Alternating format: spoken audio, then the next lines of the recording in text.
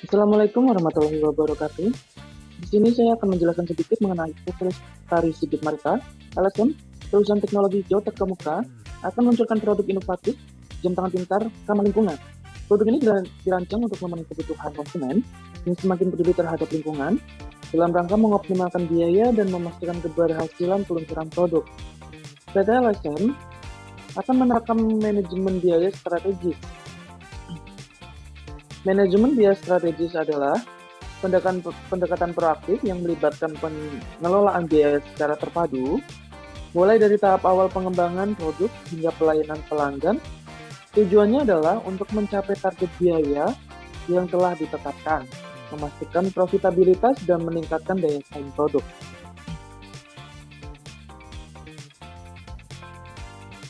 Perhitungan target costing.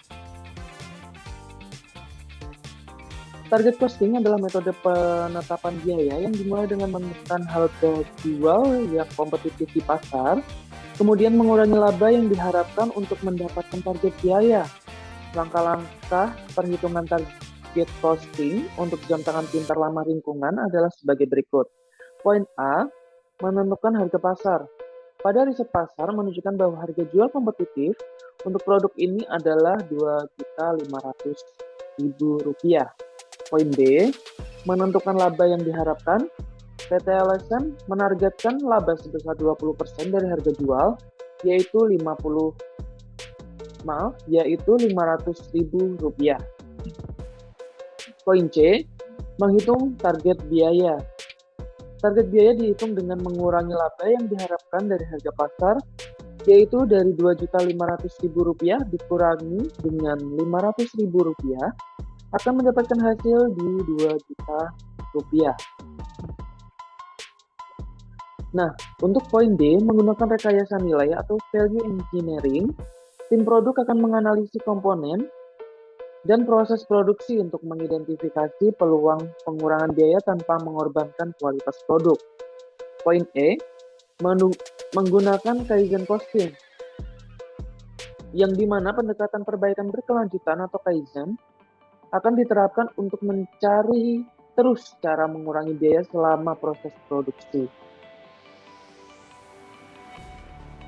Nah, di sini akan diketahui yang diterima oleh PT LSM menargetkan dengan harga jual di Rp2.500.000 ingin mendapatkan keuntungan laba yang diharapkan di Rp500.000. Nah, target biaya yang di sini yaitu harga pasar dikurangi dengan laba yang diharapkan. Akan mendapatkan target biaya yaitu di Rp2 juta. Perhitungan lifecycle costing.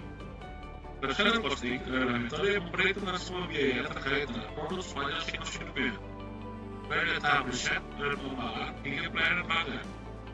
Berikut adalah perhitungan lifecycle costing untuk jam tangan pintar ramah lingkungan.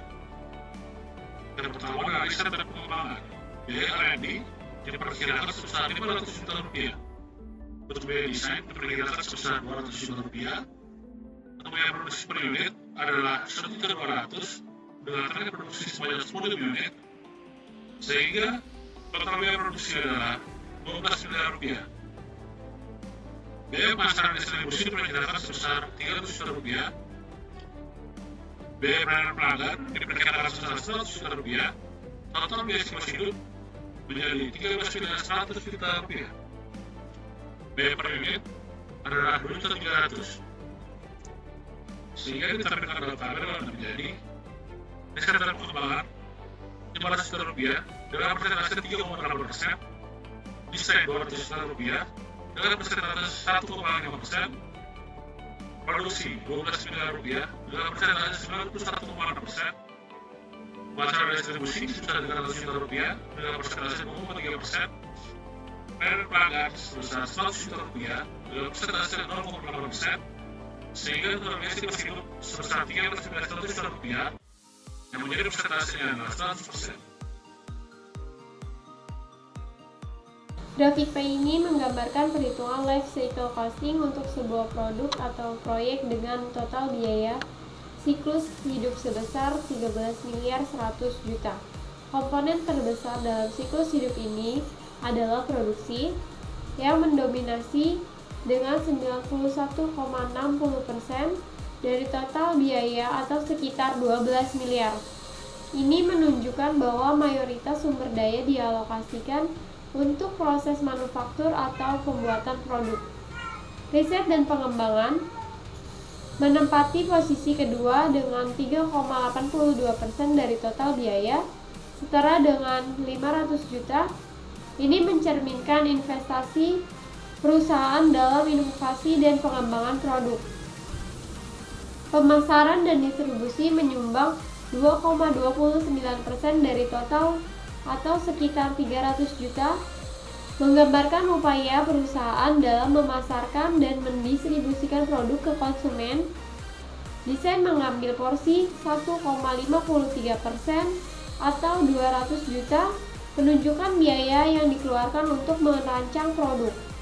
Komponen terkecil adalah pelayanan pelanggan dengan 0,76% atau 100 juta yang mencakup pelayanan purna jual dan dukungan pelanggan.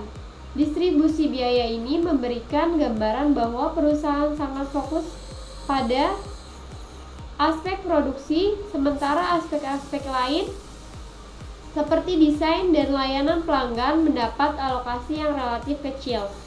Hal ini bisa menunjukkan efisiensi dalam produksi atau mungkin area potensial untuk peningkatan di masa depan dalam hal inovasi dan layanan pelanggan. Strategi harga berdasarkan siklus hidup penjualan. Penetapan harga produk akan disesuaikan dengan fase siklus hidup penjualan untuk mengoptimalkan pendapatan dan profitabilitas. Berikut adalah strategi harga yang diterapkan.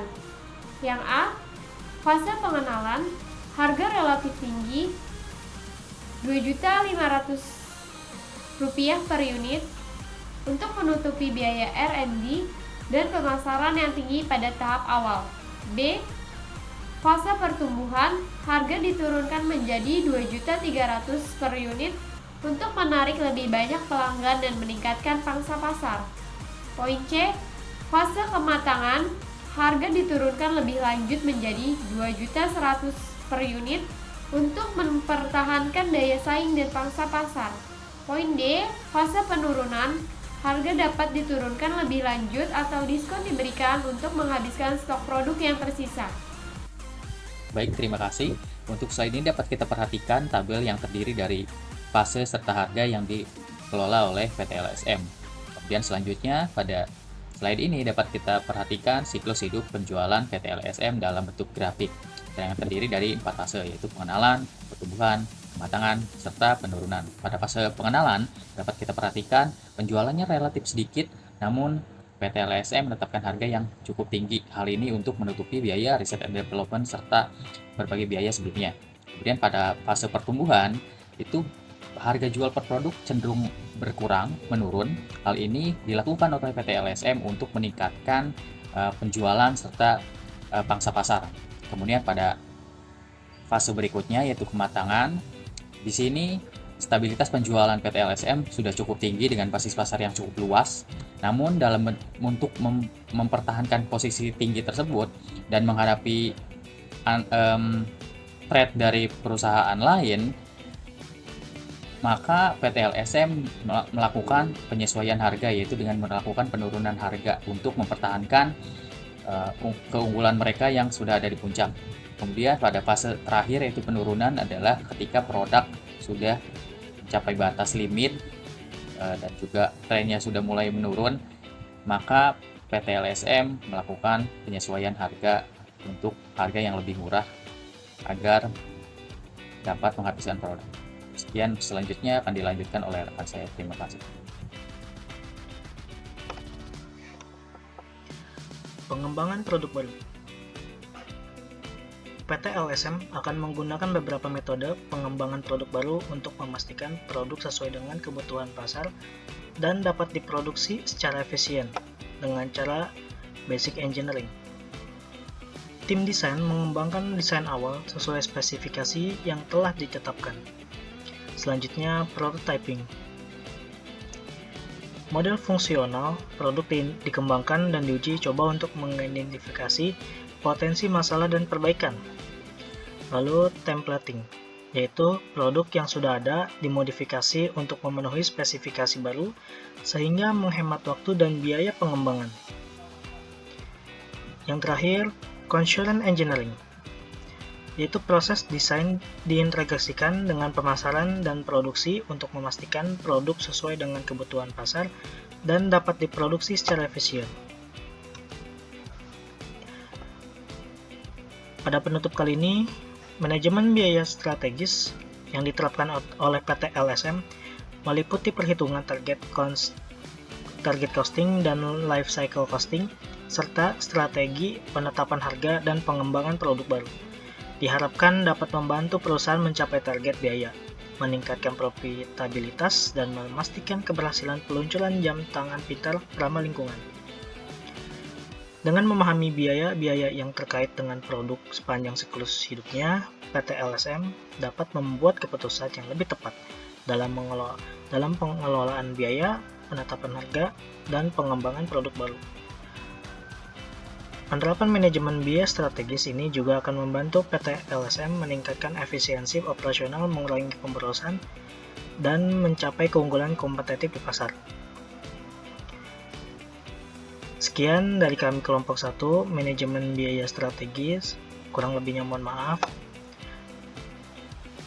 Wassalamualaikum warahmatullahi wabarakatuh.